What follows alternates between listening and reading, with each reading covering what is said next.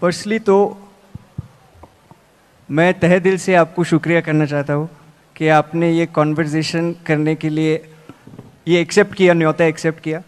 On behalf of the entire advisory board, on behalf of our international advisors, on behalf of 150,000 schools and colleges, but most importantly, sir, on behalf of the 2,000 Gen Z and Gen Alpha who are watching you today, thank you for accepting our invitation. Thank you. Sir, आज कई प्रश्न है, मन में कई प्रश्न है, और पहला प्रश्न ये है संवाद के बारे में। मैं तो बिलीव करता हूं that dialogue can solve anything and everything, but at the same point in time लोग बोलते हैं कि डायलॉग व्हेन इट फेल्स तो आंदोलन करना ज़रूरी है। और अभी हम लोग ने देखा थोड़े दिन पहले कि एक आंदोलन हुआ था। एंड लोकतंत्र में मैं ये मानता हूँ कि the two things are important, one is dialogue, second is आंदोलन।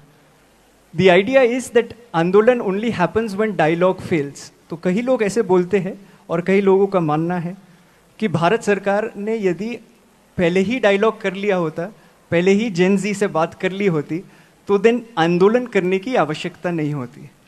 तो इस पे आपका क्या राय है, एक? और दूसरा कि आंदोलन करना खराब है क्या? ये दो प्रश्न है स्टार्ट में सर। आंदोलन भी एक डायलॉग का तरीका है। हम यहाँ बैठ के बात कर रहे हैं, इसमें समझ में आ गया, ठीक है, नहीं तो हमारा डिबेट चलेगा।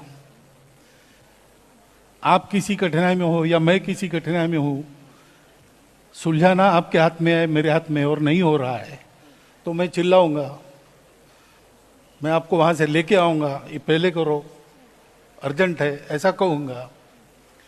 डेमोक्रेसी में प्रोटेस्ट भी कॉन्सेंसस बनाने का एक तरीका है।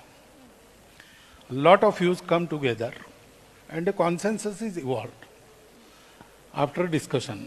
That discussion may happen through dialogue due to various reason। if that thing is not heard, agitation पर जा सकते हैं, लेकिन ये सब करना है to evolve the consensus,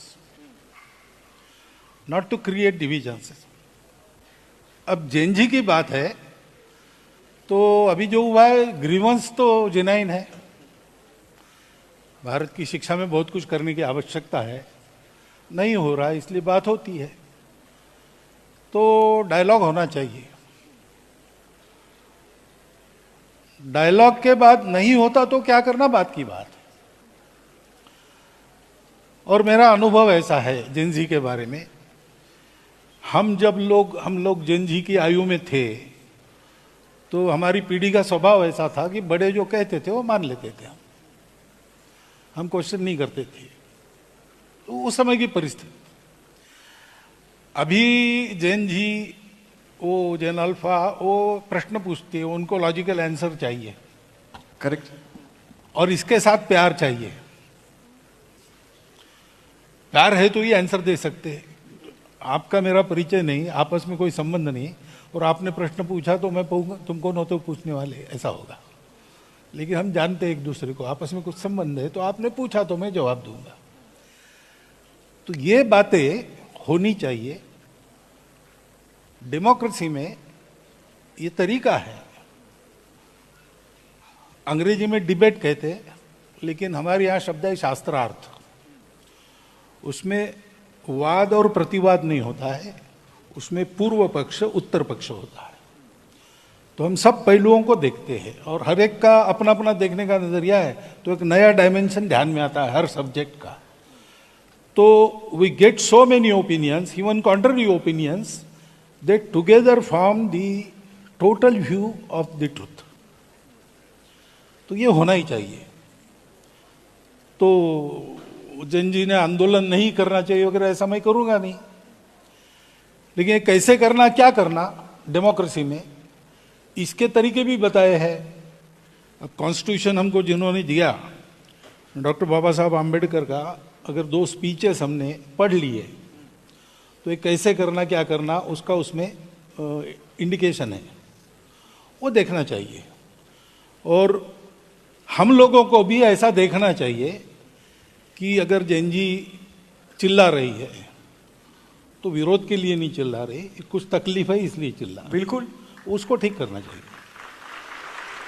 agitation जो होना है वो आपके खिलाफ या मेरे खिलाफ न होकर वो सिस्टम करेक्शन के लिए होना चाहिए, करेक्ट। तब सब ठीक रहेगा। तो इसमें आप मानेंगे कि संवाद यदि पहले से ही शुरू हुआ होता तो ये बाद में विषय ज्यादा ऊपर जाता ही नहीं? जो नहीं होना चाहिए वो जब होता है तो कहीं ना कहीं इसमें चूक हो जाती, तभी होता है। किसकी है क्या है ये अलग बात है, लेकिन कमी तो रही है, ठीक हो जाएगी, करनी चाहिए, ऐसे मैं मानता हूँ। ठीक।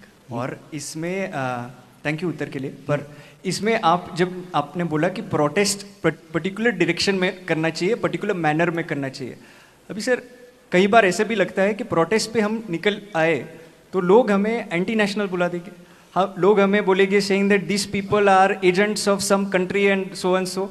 तो सर नहीं, इसमें वो मैं कह रहा हूँ ना, इसमें मैं कह रहा हूँ हाँ कि जैन जी अगर एजिटेशन कर रही है तो एंटी नेशनल तो है नहीं, अपने लोग हैं, अपनी नेक्स्ट जनरेशन है। जी सर। इस अपनेपन से, डायलॉग का साथ मैंने बोला अपनापन चाहिए, संबंध चाहिए, वो हमारा संबंध है, उसका रिकॉग्निशन चाहिए, तब ये डायलॉग होता है। वहाँ की बात हमको समझ में आती है, हमारी बात वहाँ समझ में आती है, ये होता है, तो होना चाहिए। और जैन जी वगैरह ऐसी है ऐसा मैं तो बिल्कुल नहीं मानता। आप क्या मानते हैं? विदाउट इट कॉन्टेक्स्ट भी जब जब पूछा गया तब मैंने बताया, और आज भी मैंने आपके सामने बोला है कि मुझे लगता है कि ये जो नई पीढ़ी है जैन जी, जैन अल्फा, ये अभी जो हमारी एग्जिस्टिंग पीढ़ी है उससे ज़्यादा ऑनेस्ट है। अरे वाह, बढ़िया है। और देशभक्ति और सेवा का ऑनेस्ट अपील उसमें चलता है। थैंक यू सर, ये आपने बताया सबसे ऑनेस्ट जनरेशन जैन अल्फा है।